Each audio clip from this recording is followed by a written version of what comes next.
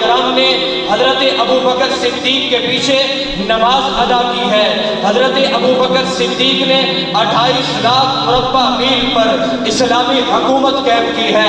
دیکھو تو صحیح انہوں نے حکومت کو کیسے چلایا، اور آج کے دور کی پوری دنیا کی حکومتوں کو دیکھو، اس خلیفہ کو بھی دیکھو جو وقت کا خلیفہ ہے۔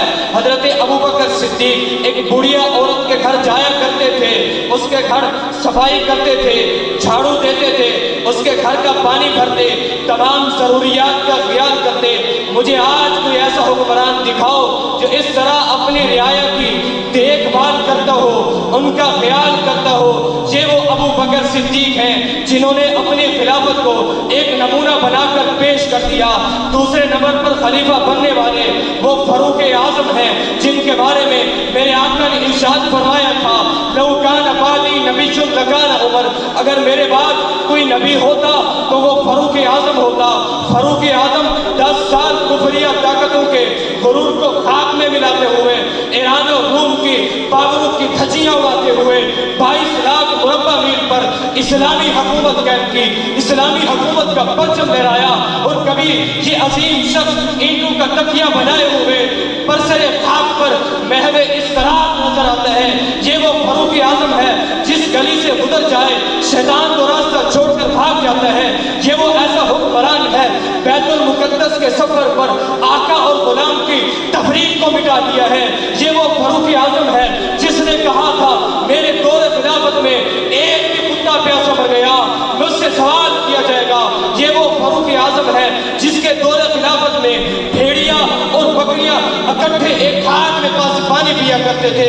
یہ وہ فاروق اعظم ہے جس نے ایسی حکمرانی کر کے دکھائی کہ اپنوں نے بھی مانا اور غیروں نے بھی تسلیم کیا، اور اے یہ کہنے پر مجبور ہو گئے کہ فاروق اعظم اسلام کا ہیرو ہے۔ سامعین محترم، اس کے بعد خلیفہ بننے والے وہ حضرت عثمان غنی ہیں، اس کے بعد حضرت علی المرتضیٰ، حضرت امیر معاویہ نے خلافت کی ہے، اور ان تمام خلفاء نے اپنی خلافت کو اسی طرح چلایا ہے۔ نظام خلافت راستہ صدیق اکبر کی صداقت کا نام ہے، نظام خلافت راستہ فاروق اعظم کی عدالت کا نام ہے، نظام خلافت راستہ یہ علی المرتضیٰ کی شجاعت کا نام ہے، نظام خلافت راستہ یہ امیر معاویہ کی سیاست کا نام ہے، نظام خلافت راستہ یہ استحکام امت کا نام ہے، نظام خلافت راستہ یہ استحکام امت کا نام ہے، نظام خلافت راستہ یہ ظلمت کو مٹانے کا نام ہے، نظام خلافت راستہ یہ دین کی سر بلندی کا نام ہے، نظام خلافت راستہ قرآن و سنت کے اصول کا نام ہے۔ مسلمانوں، دنیا میں کامیاب ہونا چاہتے ہو، دنیا میں غلبہ حاصل کرنا چاہتے ہو تو نظام خلافت راستہ کو اپنانا پڑے گا۔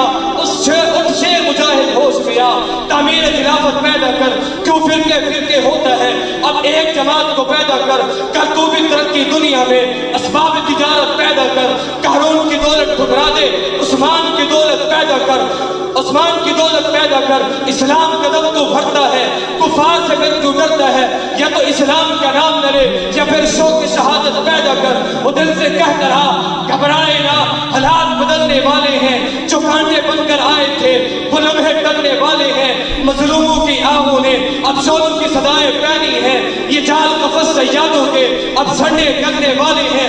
ہمت نہیں طوفانوں میں جذبوں کو ہمارے چھین سکے، جتنا ہم سے الجھیں گے ہم اور بچنے والے ہیں۔